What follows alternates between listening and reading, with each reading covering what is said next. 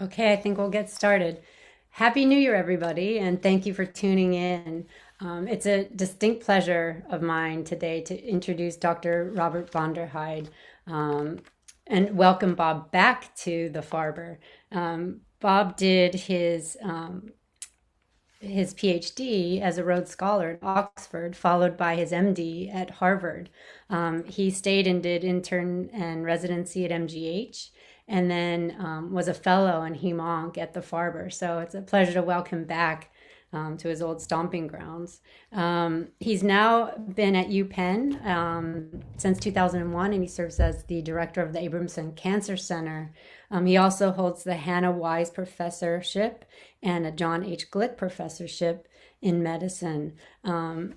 Really, his body of work is phenomenal, and I think what's most important is that he's made some real strides in a very real way to take what they've learned on the bench to the clinic and back again to the bench to you know, inform further studies for a disease that's deadly and needs to be tackled in these very real ways. So it's a pleasure to introduce him today and hear some of his new work that he'll share with us. So with that, Bob, please. We're interested to hear what you have to say. Thank you, Sandra. And it is a great pleasure to be back, even if virtually at the Dana-Farber and the Brigham Harvard Cancer Center. And thanks to Claudia for organizing this and to Nellie and David for putting this Connect Science together. It's really tremendous. I really appreciate the opportunity to share, as Sandra said, some new data that we have over the last few months. So these are my disclosures. So I just wanted to take a step back and think about the question we'll ask today, which is, are we winning the fight against cancer? And if so, how?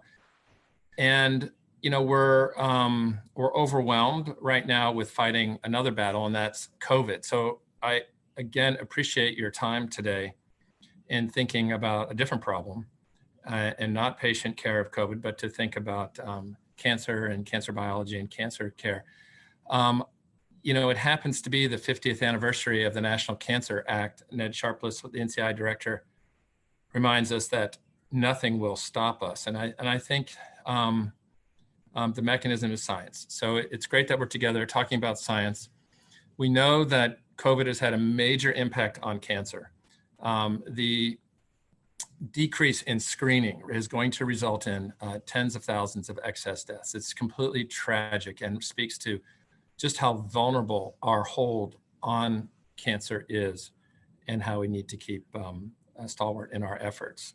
So in the next day or two, the American Cancer Society, as usual, will publish its cancer statistics. And what I'm showing you here is from last year, where once again, there was a drop in the cancer death rate in the United States. And it was significant last year because the death rate dropped even faster than it had been dropping in the past 25 years. This speaks to the fact that in many ways we are winning the fight against cancer. We've had many breakthroughs. In fact, there are more than 17 million survivors of cancer in the United States. So it's something to keep in mind, even as we approach, as we will talk today, about some cancers that are still quite formidable. Now, the reason there was the significant excess drop last year was mostly lung cancer. And within that, it had to do, of course, with prevention strategies, smoking cessation and whatnot, but also the advent and finally the impact of immunotherapy and checkpoint blockade in this disease, making a big difference.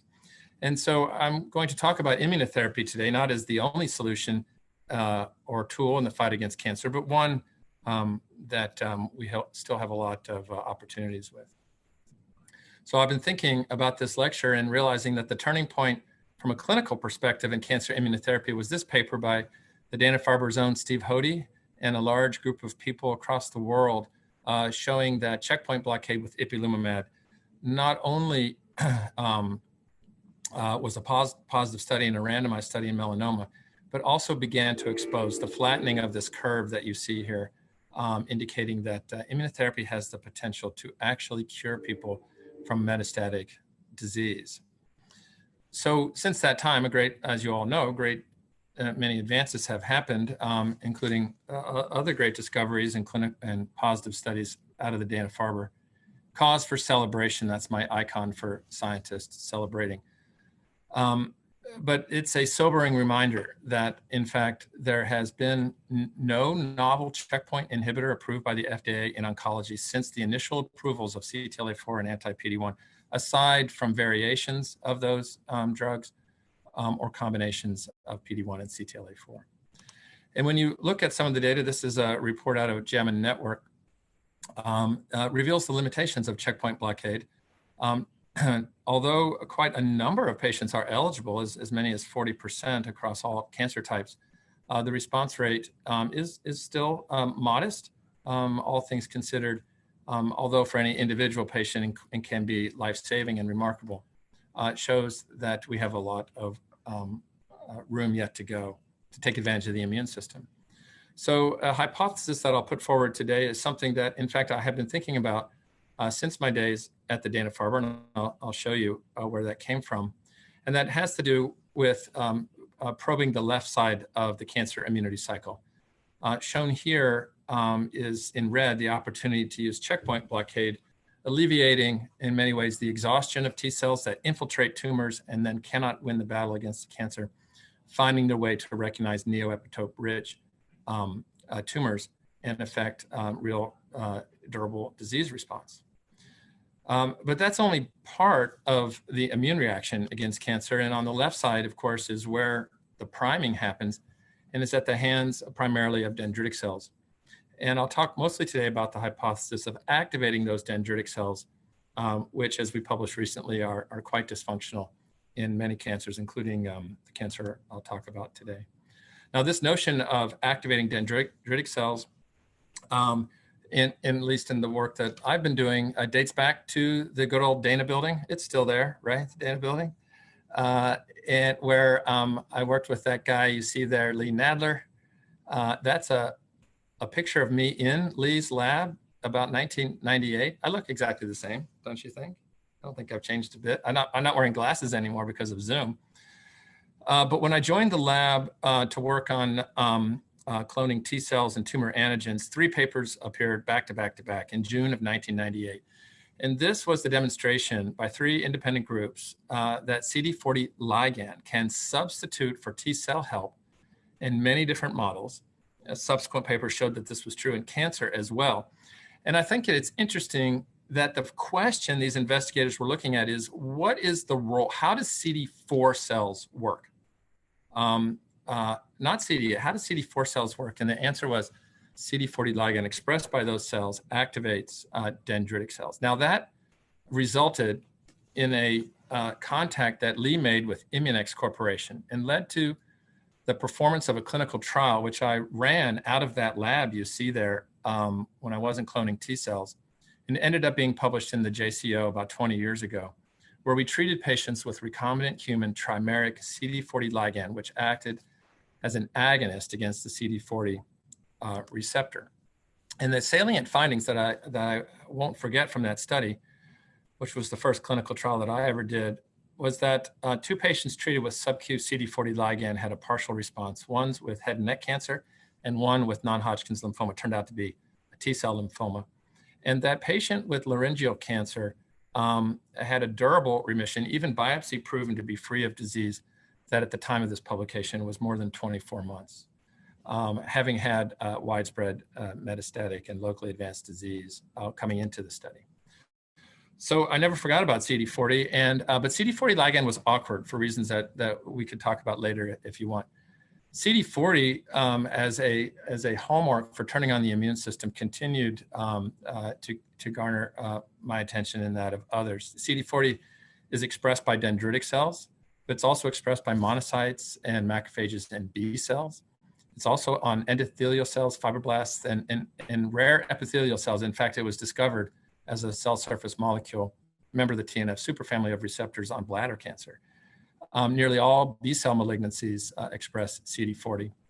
And you can see on the left is the representation of the synapse, where CD40 represents a proximal pathway that first activated by CD40 ligand on a T cell to the dendritic cell, and then reverse signaling leads to upregulation of any number of other receptors, including others in the TNF family, Ig superfamily receptors. You'll notice that the orientation of CD40 compared to the other TNF receptor family members in this diagram, which is accurate, is opposite. So the ligand receptor pair is opposite for CD40. CD40 is proximal. If you want to turn on all the other receptors, activate CD40. So along about that time, we were studying in mouse models, the biology, and some of the salient and subsequent publications are shown here it occurs to me that this you're probably seeing, so I'm going to block that, right? Isn't that better? Preclinical rationale, 4 key points. Agonistic CD40 antibodies. I just emphasize agonistic CD40 antibodies, which were developed as a substitute for CD40 ligand. These are not blocking antibodies. These are not like checkpoint antibodies blocking a pathway, but turning on a pathway. That successfully licenses dendritic cells, upregulation of co-stimulatory molecules, MHC, and the elaboration of important cytokines such as IL-12. Now, CD40, as we realized later, can also re-educate macrophages, which of course express CD40, and convert them to what one could call M2 to M1, although I don't particularly like that terminology, it's still quite useful, and alter the tumor stroma. I'll show you that data. CD40 can synergize with immune checkpoint blockade independent of other innate immune receptors that might activate dendritic cells, such as STING, completely independent of each other. And CD40 synergizes with chemotherapy or vaccines to trigger T-cell immunity. And that's the observation that we leveraged in the data I'm going to show you today. So here was a report we published a few years ago showing the impact of combining CD40 activation and chemotherapy. And we are now focused on pancreatic cancer, having studied and helped characterize the KPC model, which is using CRE-LOX technology to express mutant KRAS and mutant P53 in the pancreata of otherwise immune-competent mice, and spontaneous tumors develop, and cell lines can be generated, and there's any number of ways this model can be used. What I'm showing you here are tumor-bearing mice treated with either control reagents on the left or chemotherapy, gem and Abraxane, which is standard of care for patients with metastatic pancreatic cancer, or anti-CD40 agonist. This is the anti-mouse agonist analog, or both. And what you can see is that you occasionally see these responses with CD40 alone, but when one combines chemotherapy with anti-CD40, here's where you see major regressions that are in fact durable, indicating allowing a survival benefit in these mice. And I won't show you the data, but key other observations include that these regressions are entirely T-cell dependent, and they're interferon gamma dependent. And they're associated with marked changes in the tumor microenvironment, including a skewing toward interferon gamma and TNF alpha secreting T cells, activated dendritic cells, a change in the clonality as judged by TCR deep sequencing, and a shift to M1-like myeloid cells. This whole effect depends on Abraxane, which is nab-paclitaxel generically. And the reasons for that remain somewhat unknown. So this is what we understood, that as one was able to prime T cells against the tumor, we then were able to establish responsiveness to checkpoint. So in the KPC model, which by the way has no classically defined neoepitopes, the tumor infiltration of CD8 cells is quite sparse. And it's typical of about 85% of human pancreatic cancers that also have a sparse T cell infiltrate. So if these animals, these spontaneous tumors, are treated with PD-1, CTLA-4, or both, there's no tumor response. But if one treats these animals with gem and nab-paclitaxel, followed by agonistic anti-CD40, the T cell infiltration is quite robust and strong, as shown there. And at this point, PD-1, CTLA-4, or both can further improve the tumor regression and lead to survival, all of which is dependent on T cells and dependent on BATF3 expressing dendritic cells as well. So this led to the understanding that agonistic anti-CD40 and chemotherapy can act as a vaccine, where chemotherapy, if delivered prior to initiation of the immunotherapy leads to the release of antigen, so immunogenic cell death, even if the tumor itself isn't sizably shrunk by the chemotherapy. This elaboration of antigen is picked up by antigen-presenting cells, which express CD40, and then these are licensed by agonistic CD40 antibodies, and a whole host of effects that I described previously ensue, allowing the priming of these T cells and the ability for these T cells to conduct effective T cell surveillance and reject that tumor. So it's a vaccine in many ways. Now, having promulgated that idea, we were also aware that there's a non-immune mechanism involved in chemotherapy and anti-CD40. So shown here actually is a paper from about 10 years ago in which tumor-bearing KPC mice were treated with just anti-CD40. And within 18 hours, a very striking change occurred in the tumor stroma, which of course, pancreas cancer characterized by this incredible desmoplastic collagen-rich stroma. And you can see its diminution following just anti-CD40, which we now know is at the hands of activated macrophages.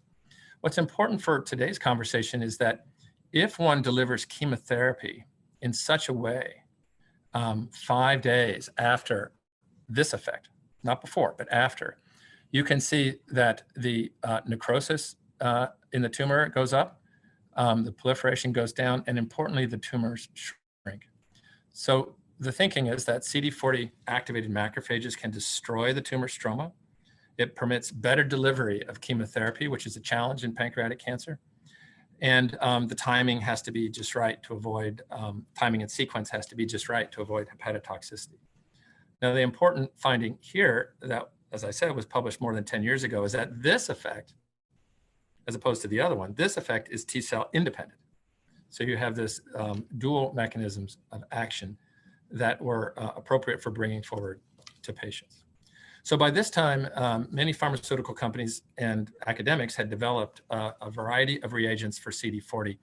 And most by now had turned away from CD40 ligand to using actual antibodies that deliver an agonistic effect. And you can see the ensemble that we reviewed recently in the annual reviews of medicine. I'm going to concentrate on these two. These are the two that we have used. There's really interesting pharmacological differences between them. They are not biosimilars in any way, except for the fact that they bind CD40 and activate it. So there's selicrelumab and APX005M just recently got a new name, sodigalimab.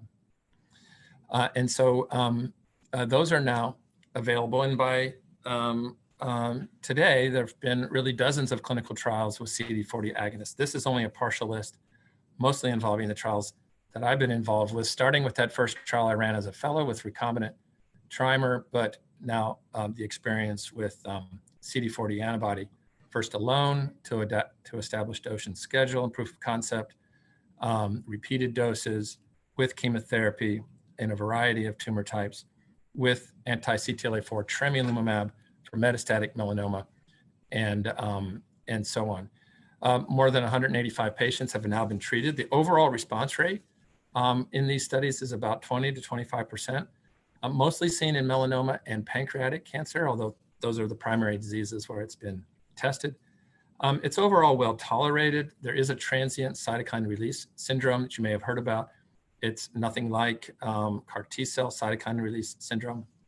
It's quite manageable in the clinic, and I can talk more about that if you wish. This provocative experience with this patient it always comes to mind. This is a patient we met now 15 years ago who received an anti-CD40 antibody for her advanced metastatic refractory melanoma. She was treated just with this antibody. She started out with a large ileoceous mass shown there. And after 88 weeks, this mass went away. There was this evolution of a lymph node shown here in her groin, which we resected, filled with immunocytes. And now 7 years later, she's in a complete remission. Actually, 7 years at the time of the scan, 9 years at the time of this publication where we studied her immune response, and 15 years ago today, raising the question, can agonistic CD40 antibody actually cure cancer in a patient? Here's an example where it seems to have happened. This patient never received checkpoint blockade of any sort. So for today, I'll review findings from 3 more recent CD40-based clinical trials in pancreatic cancer and show you evidence for mechanism of action, as Sandra said, bringing the samples back to the laboratory to complete the translational cycle. So first is our initial experience using gemcitabine with CD40 for patients with first-line metastatic pancreatic cancer. The second is where we shifted to a neoadjuvant design. I'll show you that in detail. And the third is a study which was just published 2 days ago, where we combined gem, nab-paclitaxel, CD40, and PD-1. This study involving investigators at the Dana-Farber. So this is the first study, and I'll only show you one slide. This is the study I alluded to before, published 10 years ago as part of those mouse studies. This is the waterfall plot for patients with first-line untreated metastatic pancreatic carcinoma. Remember, this is circa 2008, 9, 10, when these patients were treated. And at that time, a standard of care for metastatic disease was gemcitabine alone. Not particularly effective, with a response rate in and around 5 to 10%. Nevertheless, it was better than anything available at that time. We added anti-CD40 3 days after the first dose of gemcitabine, following the mouse models that I have just described. And this is the waterfall plot that caught our eye, with a partial response RECIST defined of 24% and a progression-free survival and an overall survival that warranted further study. This is one particular patient who presented to us with a large pancreas mass and very sizable liver metastases, more than 7 centimeters each. And after 3 cycles of therapy, including gem and anti-CD40, you can see the shrinkage of the primary tumor, disappearance of this massive liver metastasis, and disappearance, shrinkage of that one. We had an opportunity to biopsy this mass right here. I'm not showing you it, but we expected to see it loaded with T cells. And in fact, there were none, just a lot of macrophages, which is speaks to the mechanism I said before. So the field advanced in pancreas cancer, and what eventually developed was the use of Abraxane, which is why we used Abraxane in those mouse models I showed you a moment ago. So this is a result of a study not yet published, but in a review, a large cooperation with the Cancer Immunotherapy Trials Network of the NCI, as well as PanCAN, Stand Up to Cancer, and Lustgarten. And I'll spend some time on this study because this was our opportunity to look at mechanism of action in patients. And this is a phase 1 study of neoadjuvant and adjuvant gemcitabine and nab-paclitaxel with CD40 in patients who had resectable pancreas cancer. So they presented with local pancreas cancer. They were deemed appropriate for a resection. But prior to that, they enrolled on the study sequentially on 2 different arms. In arm 1, they received anti-CD40, in this case, selicrelumab, about 2 weeks prior to going to surgery. The patients were taken to surgery and their tumors were resected, giving us an incredible opportunity to look in depth at the tumor microenvironment, as I'll show you. The patients then went on, upon recovering for surgery, now in complete remission, of course, with their tumor out, and received 4 cycles of gem, nab-paclitaxel in combination with anti-CD40. That allowed us to know that that combination was safe. And in the next 10 patients we brought to arm 2, they received gem, nab-paclitaxel, followed by selicrelumab before going to surgery, and then underwent the same adjuvant therapy as arm 1. The endpoints, of course, these patients are made in no evidence of disease by their surgery, so we follow them not only for safety, but also for disease-free survival and overall survival. But importantly, we had the opportunity to look at this tumor microenvironment and look in the blood for evidence of T cell activation. Notice here the schedule. It's really important. The chemo is given first and 2 days later anti-CD40. What we knew from mouse models is that if you reverse that, you engender in the mice, a very likely fatal hepatotoxicity, which doesn't occur if you do it this way. So we really heavily relied on our mouse studies, not only for mechanism, but also pharmacodynamics and dose and schedule. Okay, so these are the clinical results. As I said, they haven't been published. We enrolled 16 patients at 4 sites, including Penn, but also 3 others across the United States. 15 of these patients underwent surgery. I should point out that by sequencing, none of them had MSI high tumors, which would make them potentially responsive to checkpoint blockade. That wasn't the case here. 13 patients went on to adjuvant therapy, 9 in arm 1 and 4 in arm 2. This summarizes the safety data. Basically, it was tolerable. We mostly saw the only significant side effects we saw had to do with the chemotherapy, but managed in a typical fashion. We only saw transient cytokine release syndrome after the CD40, and it was only grade 1 or 2, which means that it's readily responsive in the outpatient clinic, no hemodynamic compromise. And here's the clinical experience. I'll just summarize briefly here and not go further into detail.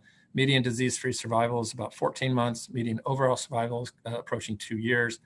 The 1-year overall survival rate is 82% in arm 1 and 100% to date in arm 2.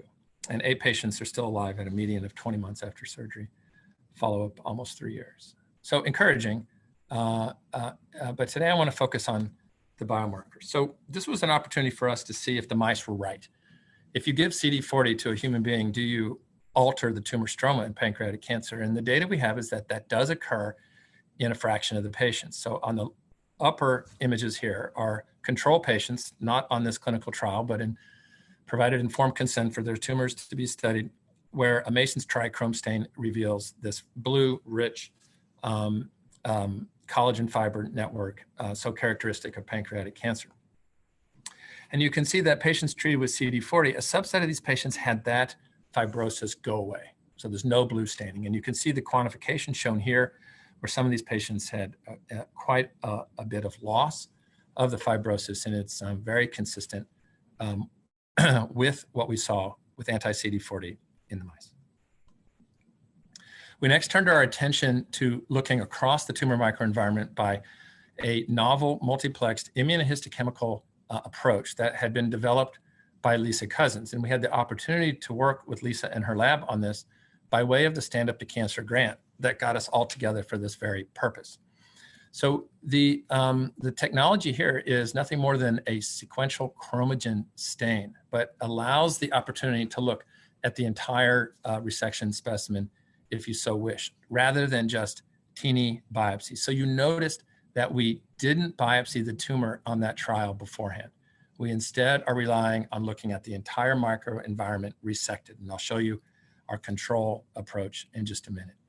But looking at the treated specimens, you can see the large amount of area, a millimeter square area that we looked at. Here are some examples where a pathologist examines for the viable portion of the tumor microenvironment so we know what we're looking at.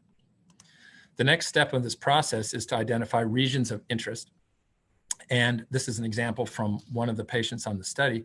And you can get an appreciation at this low power view at the incredible heterogeneity of the tumor microenvironment in the resected sample in pancreas cancer. And you'd be happy you didn't just focus your microscope just here, just here, just here. You need the whole picture to understand what's going on.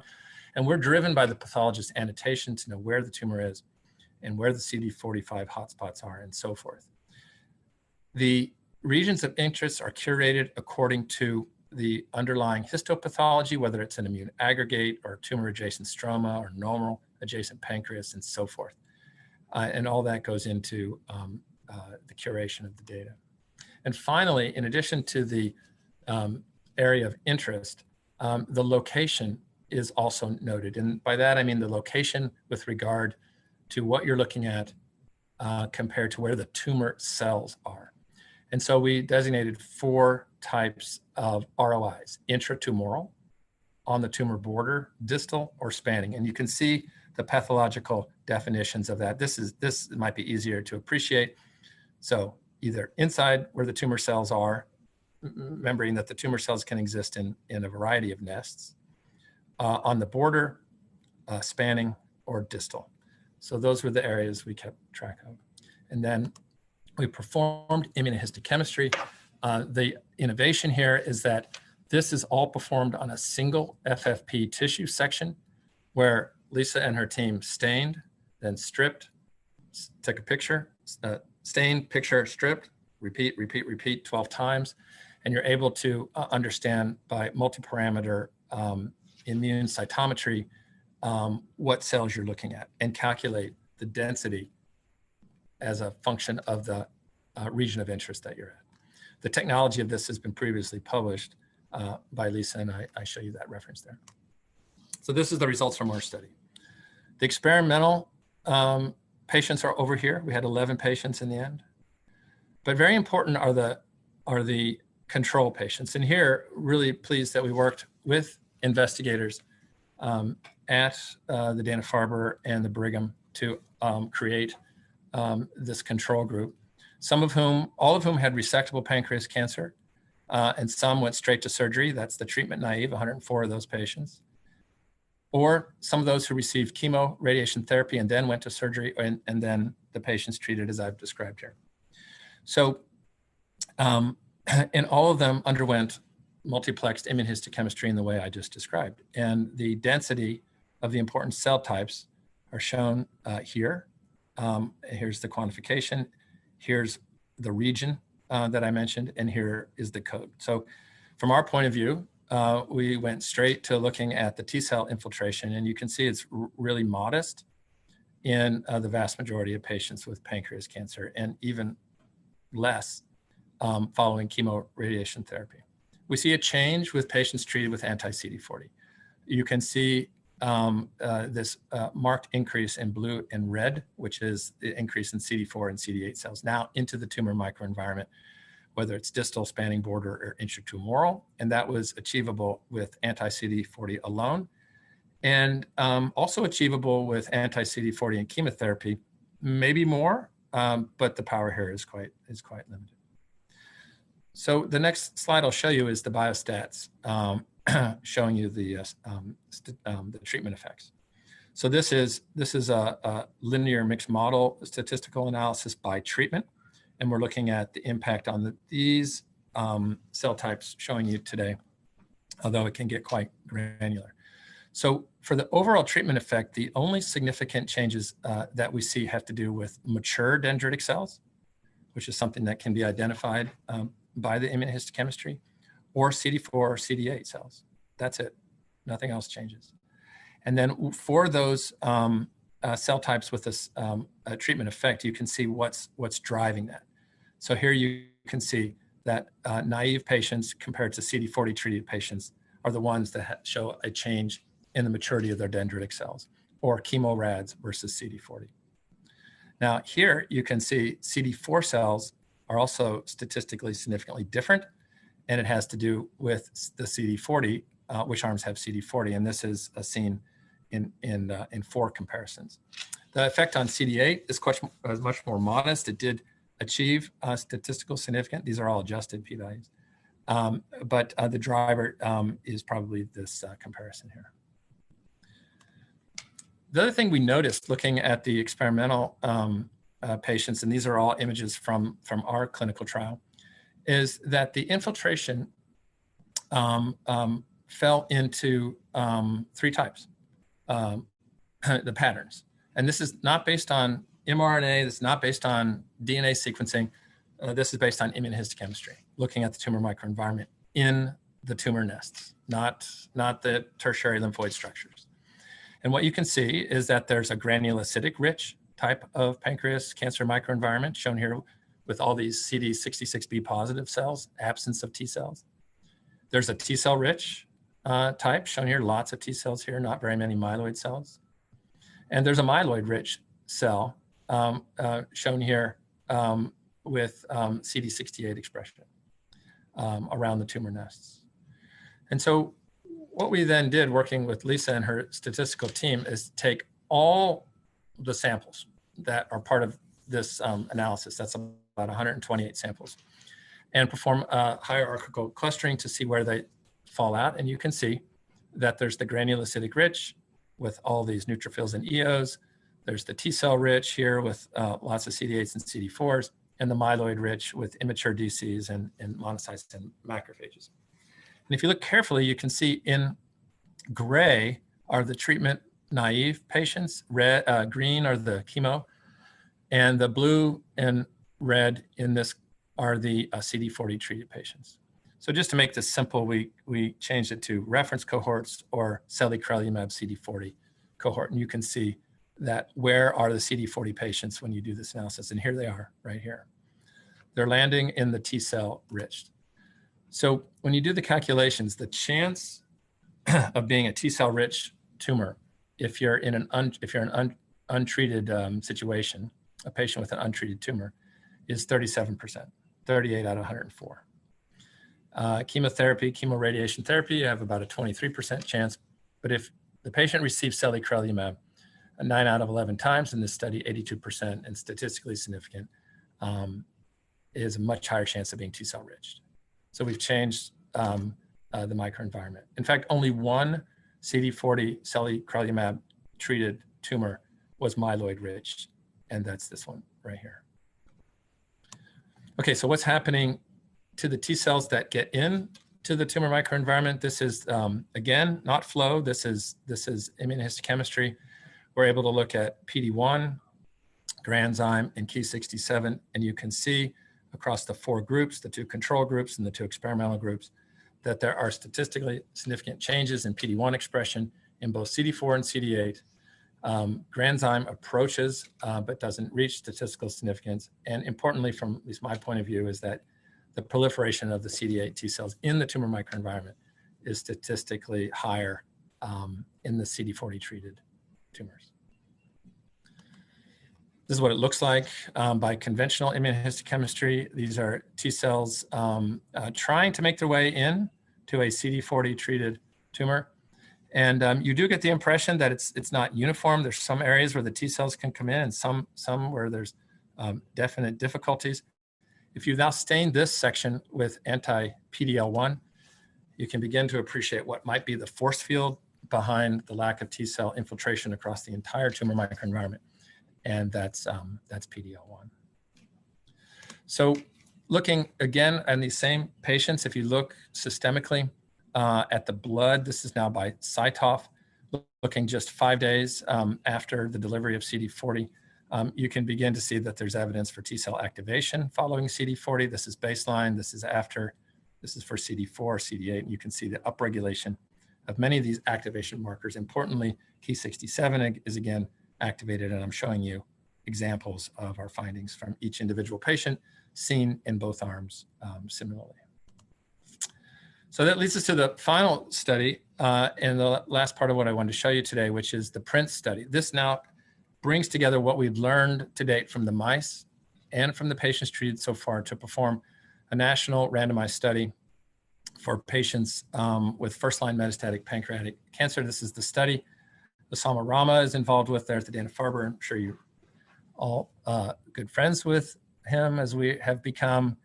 These patients are diagnosed now with metastatic pancreas cancer. We're back to metastatic pancreas cancer, treated with gemcitabine, nab-paclitaxel, 1 or 2 doses of CD40, and they either do or do not get PD-1 nivolumab. Here is the details that might interest you. Now I'm going to just show you the results of the phase 1b portion, where we explored 2 doses of anti-CD40, shown here. The drug we used is APX005M, the sodigalimab.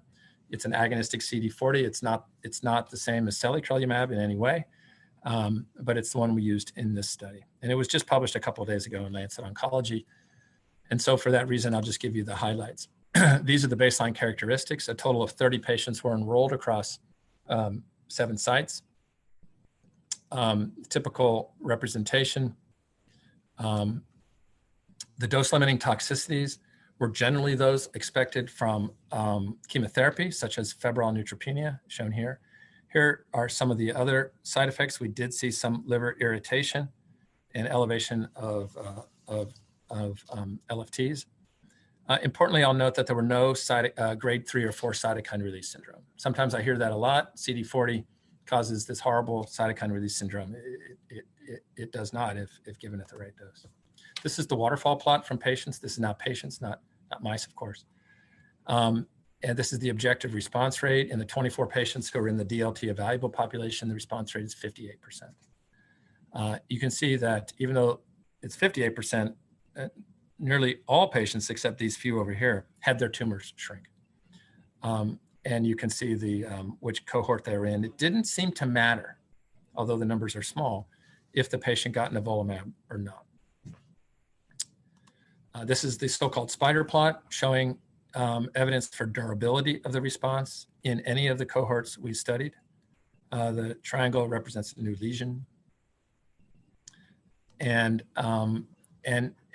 this compares the findings we got from this study to many other trials in pancreas cancer. I'll just focus on the study I just showed you about. It's a phase 1b study. The response rate, 58%. And here's the overall survival, 20 months, median progression-free survival approaching 12 months, and the 6-month progression-free survival is 78%.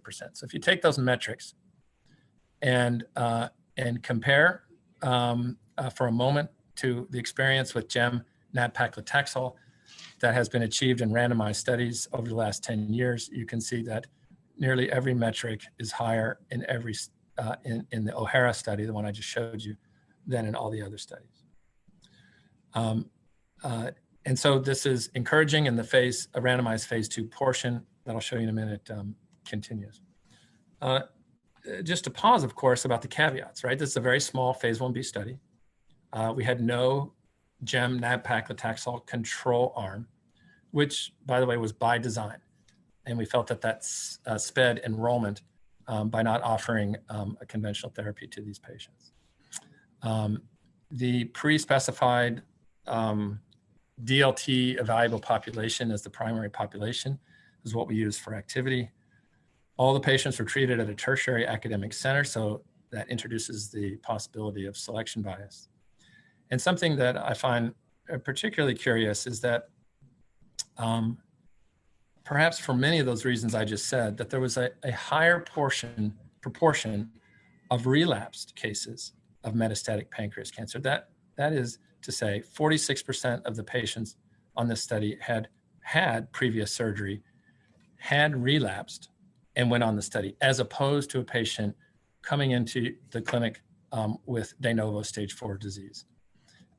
Those two types of patients both have stage 4 metastatic disease, and we, in clinical trials, have always combined them and just said, oh, they must be the same. But the proportion of patients who had previous surgery in our study was much higher than seen in some of the other studies. So we're keeping an eye on that. Meanwhile, the phase 2 portion goes on. This is the design shown here. We selected one of those doses of the CD40 antibody as the phase 2 dose, brought it forward, and there are 3 arms now. Every patient gets chemotherapy. Some just get nivolumab, some just get CD40, and some get both. And we'll be able to look at the primary endpoint of the study, which is 1 year overall survival. So just going back to the original hypothesis, do these data provide further evidence that agonists should join the center stage of cancer immunotherapy? I personally think that there's great value in adding that, and that these two notions of checkpoint blockade and DC agonistic activation will work in harmony and perhaps change the ceiling that we're currently feeling with checkpoint blockade alone. There are many ways to activate dendritic cells, CD40 not the only one, of course, but CD40 does to date have this special property of working with chemotherapy in 2 ways. First is the immune effect. If you give chemo and then 3 days later anti-CD40, as we do on all our clinical trials, following the schedule published more than 15 years ago by Bruce Robinson, that's perfect to generate T-cell immunity. Immunogenic death followed by licensing dendritic cells. That's how we get a T-cell effect in the mice, and it appears to be what we're doing in the humans as well. But in the humans, we're actually giving chemotherapy again a week later from the first chemo, right? So there's this also a 5-day interval that's important. So forget day 1 for a moment. Just think about chemotherapy on day 3 and the stromal alteration that happens. Now we see in humans as well as in mice. And then we give chemotherapy, potentially enhancing the chemotherapeutic effect. So we think this day 8 of chemotherapy may be actually particularly important in why we're seeing this effect with chemotherapy. So I'll just summarize and leave time for some discussion if possible. CD40 antibodies as a novel cancer immunotherapy, really three main points.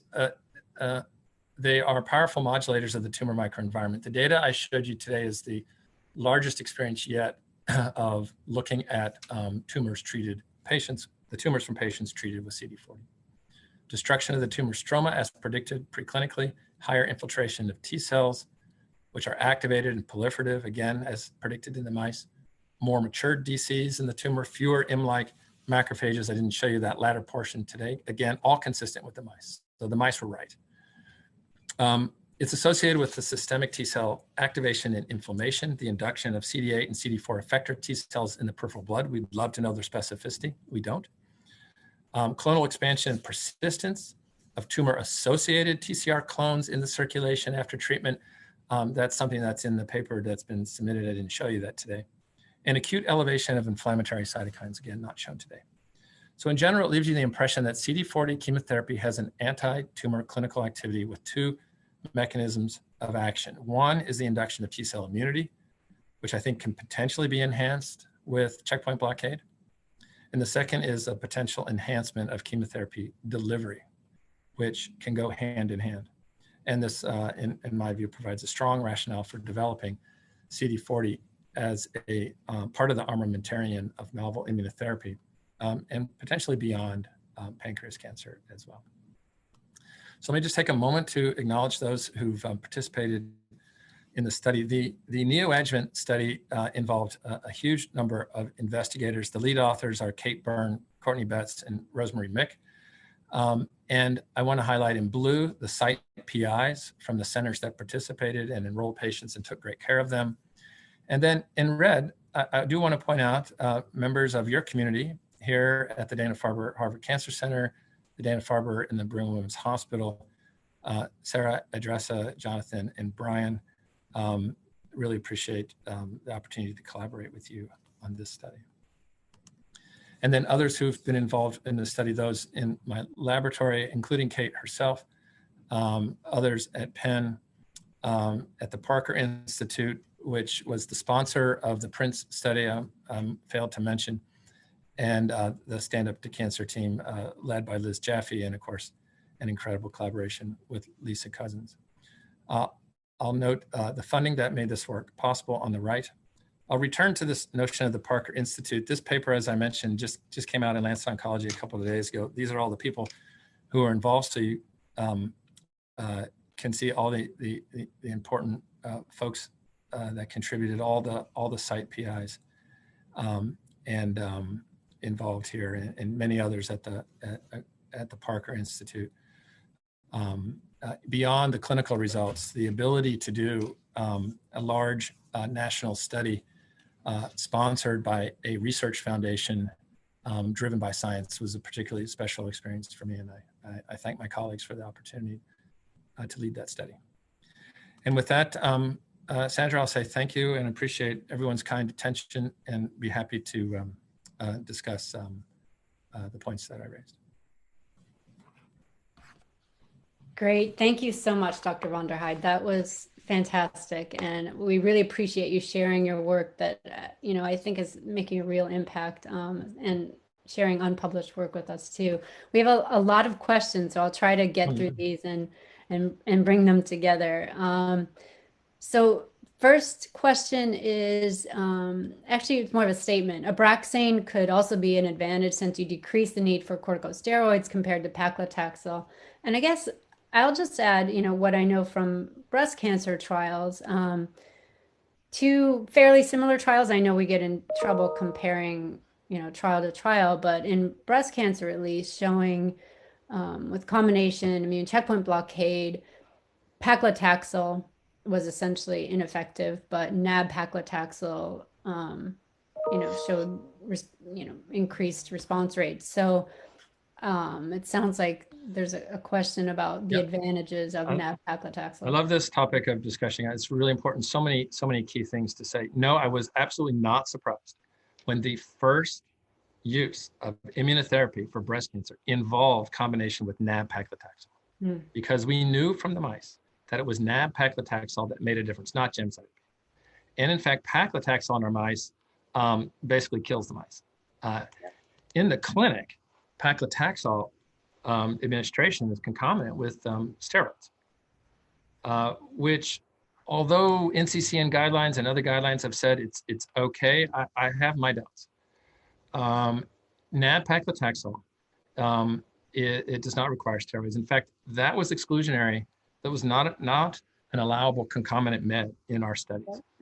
It was allowable if the patient got into a reaction that needed steroids. And in those patients where that was given, or unfortunately by mistake in some of our earlier studies by the infusion teams, we monitored the pharmacodynamic effect of patients getting CD40 with steroids, and it's 0.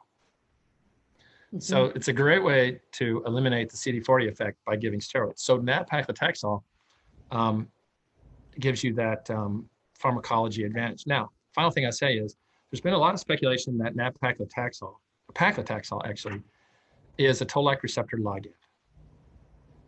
There's published work, and the data's out there. I think breast cancer has been where it's been considered. I have to say we were never able to reproduce that work in our model, and we bought every knockout mouse possible. I'm tired of that. They are, in fact, we can get CD40 to work, gem nab-paclitaxel CD40 to work in the mice that don't have any of those innate immune receptors or toll-like receptors operational. So it doesn't mean that they're not important, toll-like receptors. It just means that there's an opportunity for synergy if one actually can advance one to the clinic and combine it with CD40. The real secret sauce for nab-paclitaxel, I'm still not sure. The nanoparticle effect in the mouse models just simply kills pancreas cancer better. And does so in an immunogenic way. And that's part of some of the papers I showed today. And that's our best explanation to date. Thanks. I think, yeah, that's a really interesting discussion. It also, it kind of brings to my mind, efforts in many other types of cancer are essentially just trying to throw any chemotherapy backbone at anti-PD-L1 without immune checkpoint blockade, essentially without a lot of rational design. And I really love the idea that you were informed by your preclinical studies. And, I would love to see more of that. Not only the type of chemo, but the dose and schedule came directly. Yes. Yeah. Yeah. So we do have a few questions along the same theme, and it's essentially the work you mentioned with the second trial looking in the neoadjuvant setting and the tissue analysis. You showed very nicely that PD-L1 was also highly expressed by the tumor cells, even though you had a phenomenal T cell infiltration, active T cells. So is there any thought that, patients like that might benefit from anti-PD-L1, or is there effort to? Yeah, so yes, for sure. And in the PRINCE study, about half the patients get nivolumab, anti-PD-1. Mm-hmm. And so that's quite a cocktail, if you think about it. Gem, nab-paclitaxel, anti-CD40, and PD-1. And we have that collection I showed you, about 24 patients. The response rates and some of those other clinical metrics, we can't discern a difference in the patients who also got nivolumab. So we're going to have the opportunity in the randomized phase 2 portion to look at that, because some patients will get CD40 and chemo with nivolumab, and some won't get nivolumab, and some will get chemo and nivolumab alone, right? All possible combinations. And we'll be able to look at the clinical impact, but also the impact on the biomarkers as well. We have always found that once you start an immune response using CD40 and some other agent in the mice, if you add in checkpoint blockade, things are better. Mm-hmm. But truth be told, if you look carefully at some of our work, the best checkpoint blockade is CTLA-4. Yeah. So actually, for the next cohorts in the PRINCE study, we'd love to actually introduce CTLA-4. Yeah. Because that may be what's missing. Yeah. That's really interesting. I mean, I think it leans more toward the left side of the diagram that you're talking about, the priming and the, Exactly. keeping those T It's cells. confounded in the mice because the CTLA-4 antibody can be a depleter of Tregs, which Yeah. may or may not be true in humans. So it's not quite a direct borrow, but we need to do that study. Yeah. Others, Liz Jaffe has shown in her work with vaccines and PD-1 that there clearly is a residual role for CTLA-4 and is driving studies where this is being tested. So I think the field will find out soon. Yeah. We've actually seen that in breast cancer preclinical work too. So a couple questions regarding what are your thoughts on which patients or tumor types will respond to CD40 agonists based on its effect on macrophages versus activating dendritic cells? It's a great question. We don't know the relative balance between the two mechanisms of action, actually, in humans. Yeah. The T cell effect in mice is strong. So we don't really know. It's a good question. Like should we prioritize patients with tumors that have a high macrophage content? Should we prioritize patients that are showing some level of T cell infiltration for CD40? I don't think we know the answer to that question for checkpoint blockade, let alone CD40. Right. We do hope, in our studies, not every patient, and now we have about 100 patients treated in this randomized study. Not every patient responds, so we're going to be able to know, and can we find biomarkers of response and generate some hypotheses, and then we'll leverage that. Yeah, that's really important. yeah. I have to say, one of the baseline characteristics that I'm thinking a lot about is not so much what the tumor looks like under the microscope, but the extent of disease burden. The patients who present with having relapsed from their surgery, we tend to find them, because we're following them, we find them with small amounts of tumor. So will those end up being the patients who respond the best? I think that's another just clinical parameter we need to keep our eye on too. Great. Thank you. I'm sorry if you can hear my dogs barking in the background, but hopefully you can hear me loudly enough. We can hear you. Okay, good. I didn't bring my dog. I'm in the office today. I didn't bring the dog, but yes, we'll bark at every UPS man for 9 months, still barking at the same delivery person. Oh yeah, yeah. That's what's going on right now, in fact. Let's see. So here's another question. All immune subsets seem to be increased in the distal compartment with single agent anti-CD40. Are these TLSs morphologically? Given the importance of timing chemo and anti-CD40, can anti-PD-1 sequencing timing also be optimized in this combination? Yeah, it's a great question about the TLS. Say the second part of the question. What can be optimized? Are these TLSs morphologically, and given the importance of timing of chemo and CD40 antagonist or agonist, can anti-PD-1 sequencing timing also be optimized in this combination? Yeah. So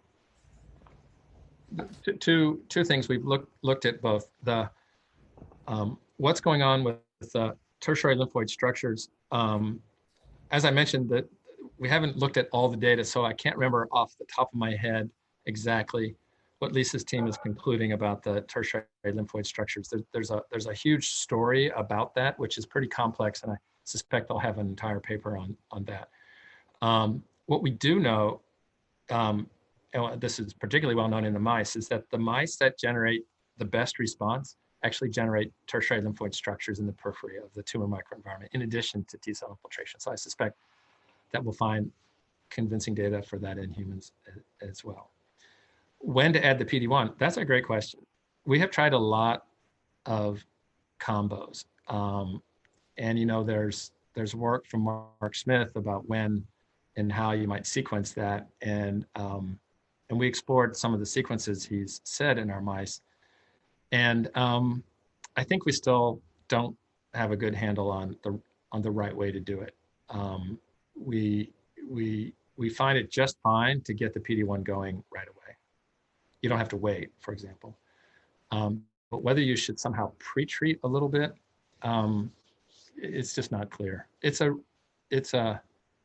really good question, and there's reasons to explore that rigorously. So here's a question that I'm going to kind of load with my own question too. So the question is, can you also look at T cell clonotypes infiltrating the tumor after treatment? Is there TCR directed against new neoepitopes? I also, maybe it's more food for thought, or bounce an idea off you about, how much of that response does rely on seeing tumor antigens. I remember old data. I think it was out of WashU, Emily Nanaway, and that group, looking at T cell clonality or TCR clonality and finding that not necessarily the most dominant, what you would think is the most dominant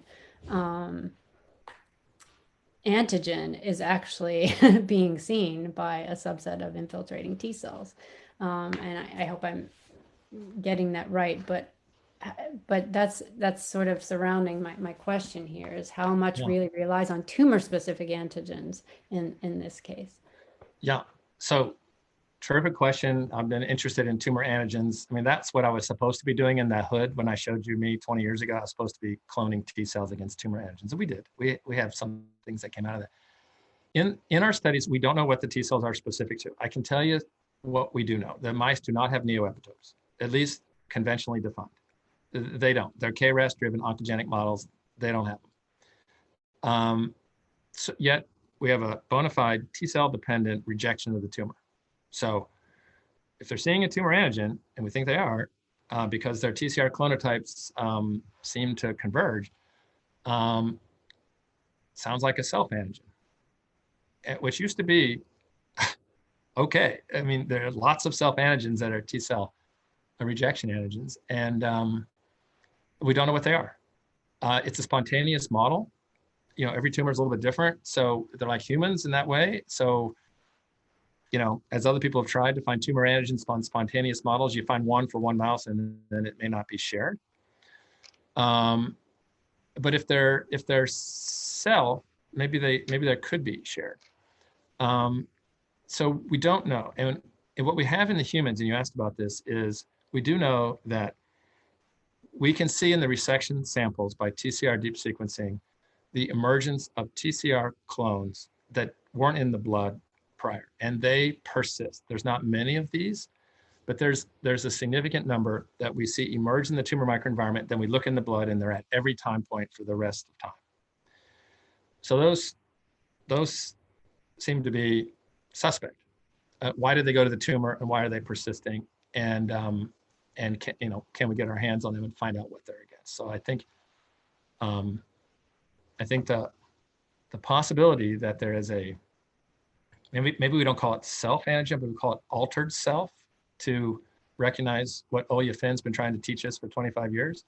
Those are the antigens that, and it may be why in pancreas cancer, you don't just get a response with checkpoint, because in most patients, there's not a great neoepitope to go after. So it's still a lot to explore there. Yep.